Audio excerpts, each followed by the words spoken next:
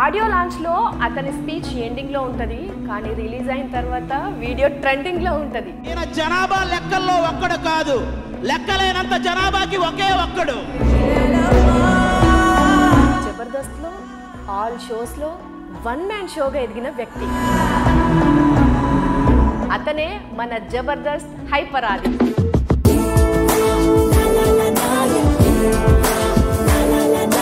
ఆది గారు చాలా బాగున్నారా అని నేను అడగలేను. నువ్వు బాగున్నావని నేను చెప్పలేను, పెళ్ళి అయిపోయింది కాబట్టి. మిమ్మల్ని చూడగానే నాకు ఫస్ట్ అడగాలే అనిపించే క్వశ్చన్, అసలు పెళ్ళి ఎప్పుడు చేసుకుంటారు ఆది గారు మీరు? అంటే మనం నాశనం అయిపోతే అందరూ అవ్వాలన్న ఒక ఫిలాసఫీయా? మీరు ఇప్పుడు ఎట్లా పంచులు ఇప్పుడు ఎట్లా అవుతున్నారో చిన్నప్పటి నుంచి ఇంతేనా, లేకపోతే ఈ మధ్యలో ఇట్లా? శ్రీదేవి డ్రామా కంపెనీకి వచ్చే లేడీస్ అందరితోని మంచి ఫ్లేవర్ పులిహోర కలుపుతుంటారు అని బయట బాగా.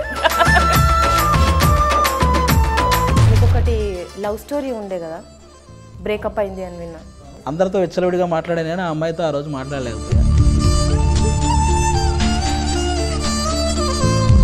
ఆడవాళ్ళ మీద, ఆంటీస్ మీద, ఎవరి మీదనైనా సరే మీరు ఎక్కువ బాడీ షేమింగ్ పంచులు అట్లాంటివి చేస్తూ ఉంటారు కదా.